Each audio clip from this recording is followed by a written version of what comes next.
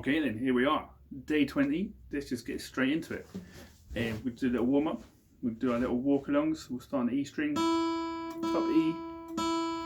Let's do 4 beats in each. So 1, 2, 3, then go first fret. Place the first finger down. Second finger, walking them along. Third finger. Okay, now we're going to the B string, so straight to the B string. Nice rest strokes there. First fret.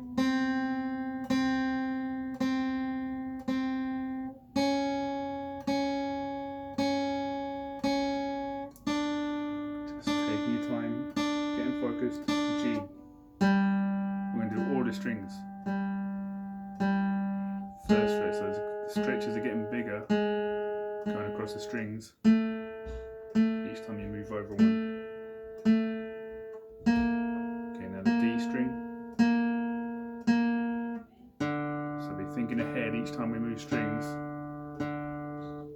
Think to move string with your right hand.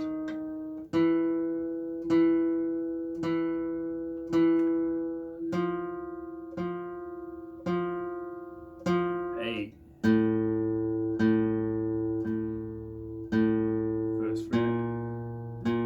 Stretch is getting quite big here, isn't it? You can do it though. You can do it. Third fret. Okay, last string. Bottom E. There you go.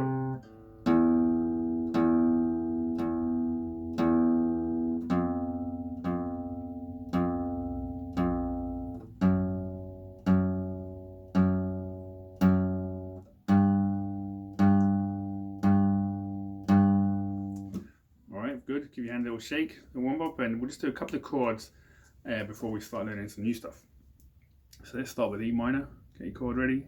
We're just going to strum over it a few times, making sure all the notes are nice.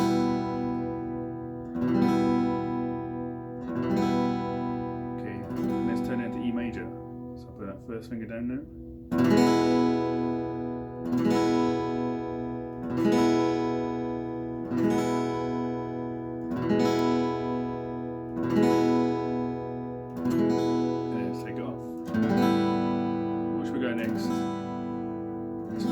sus2. Ready? So 5th string down.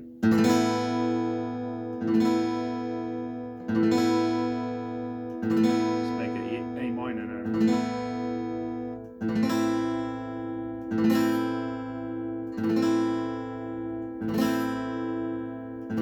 Okay, and then take your fingers off. And then can you remember B7? Let's get that down. Remember, you can add the little finger in the bottom if you want to, but don't worry if you can't do that yet. A few more of these.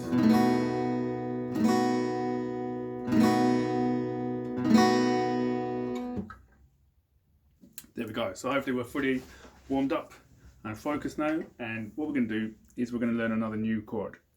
And I say a new chord, but it's not 100% new. What I'm going to do is I'm going to show you the proper version of A major, because we've never done that yet. What we've done is we've had A sus2 with just the 2 fingers, and then we made A minor by putting our first finger down. But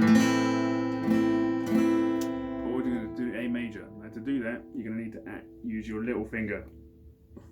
Okay, so you're going to have all 3 fingers in a row like this. So it's essentially just your A sus2, and then you add in your little finger on the 2nd fret on the B string.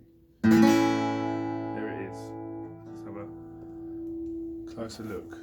So little finger, 2nd fret B, 3rd finger, 2nd fret G, 2nd finger, 2nd fret D, and plucking everything from the A string down. Okay, so that might feel a bit fiddly, but just remember, it's really just an extension of your A sus2. You're just trying to curl that little finger underneath that. All on the 2nd fret. Nice major chord. Okay, so if you want to just pause and practice that a little bit, you can. If you want, we can just practice together a little bit. So I'm going to get it ready. Do all our usual checks.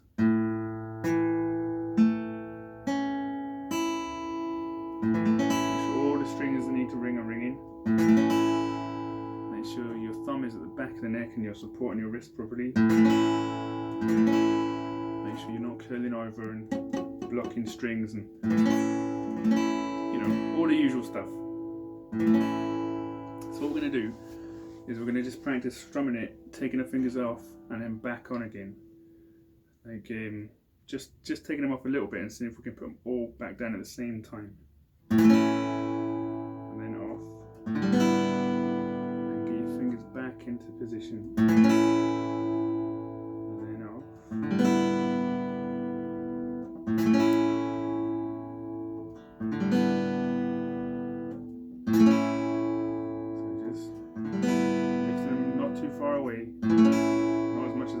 So you can see how small the distance you can get away with.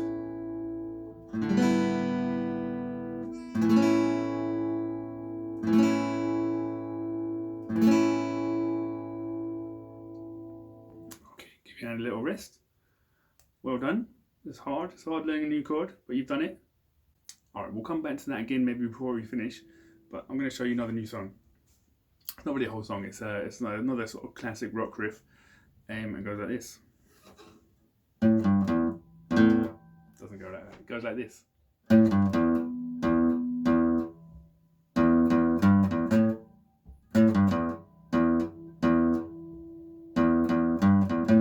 might recognise it, Another One Bites the Dust by Queen. So, if you look what's happening, there's the tab up there, and it's very similar to the position I used for Smoke on the Water and the blues thing. So third finger hovering over the 5th fret, first finger hovering over the 3rd fret, and you're going to go, we'll go really slow, we're going to go 5, 3, 0, and that run will eventually become quick like this, but practice it slowly. Okay, just practice that a couple of times. And all we're going to do now is we're going to add just a couple of open E's on the end. I'm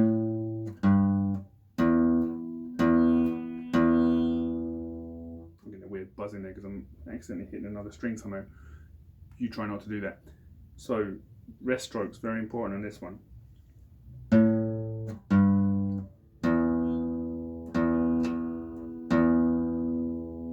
First half. Okay, so maybe if you want, pause and practice that a couple of times.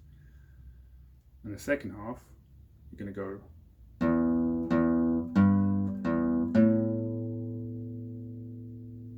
So 0, 0, 3, 0, 5. All the time making sure your hand's not slipping out of position.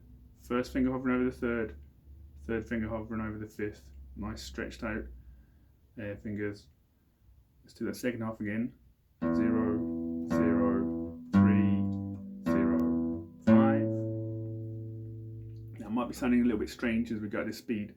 So this is the whole thing again, a little bit faster.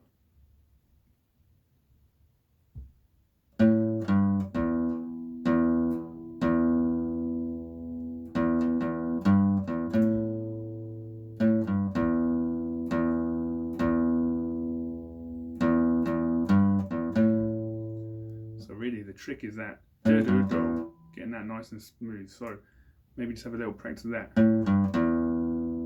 Do-do-do, sing it in your head. Do-do-do, do, do, do, do, do, do, do. Alright? I think you get the idea, so if you want to, you pause and practice that a little bit. So what we're going to do now is we're going to go over some chords again. Just practice, because it's very hard getting chords, so we're going to practice that a bit more.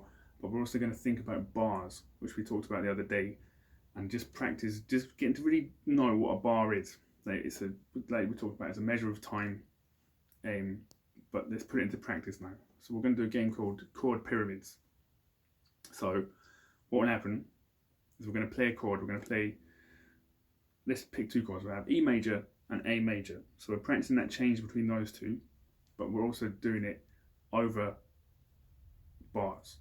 So we need the click, we need our metronome going to keep us in time. So in this game, the bars have 4 beats. So that would be like this: 2, 3, 4. This is 1 bar. 1, 2, 3, 4. 1 bar. Okay, so we're going to start with 4 bars of E, then 4 bars of A. So I'm going to, if you want to just watch and understand what I'm getting at, you can. If you think you know what you're doing, join in. So 4 bars of E. 2, 3, and 1, 2, 3, 4. 2, 2, 3, 4. 3, 2, 4th bar. 4. And now we're moving to A. 4 bars of the A. 2, 3, 4. A, 2, 3. 3rd bar. 2, 4th bar. We're going to go back to E now. 2. So I'm letting each one ring out for a whole bar. Just 4 beats. 3 and 4. That was the 3rd one, I think. Now the 4th one. Let's go to A. 2, 3, 4. 2, 3, 4. 3rd bar. 2, 3, 4. 4th bar. That's last round. So another round of E. 2, 3, 4. Just come in on the 1. First beat of the bar is the most important. 3rd one. 4th bar coming up. 2. Now the A's. And after this, we're going to go to 2 bars of each. 3. 4. So back to E, but just for 2 bars now. 1, 2, 3. 2. Now we're moving to A. 2, 3, 4. 2nd bar. Back to E. 2, 3, 4. Count out loud. That'd be the first one, 2. Now we're going to A again. 2, 3, 4. 2nd bar. We'll do one more round and then go to 1s. 2, 3, 4. 2, 3. Now A. 2, 3, 4. This time just 1 bar of each. So 1 bar of each. 3, 4, and 2. Try and quick changing now. Just do your best. 3, 4, and then 2, 3, 4, and then 2, 3, 4, and then 2, 3, 4, and stop. Alright, how do you find that? Probably quite tricky because we've got a new chord in there and we're sort of really concentrating on our timing, but it's very important to get this concept of just counting measures because it's really going to help you learn songs more quickly as we go, and we are going to be going quite fast now through to the end of the course. We're going to be learning a lot of new tunes and really working on our chords. So if you want, take a few minutes to practice that new A chord or keep working on another one bites the dust. If not, I will see you tomorrow.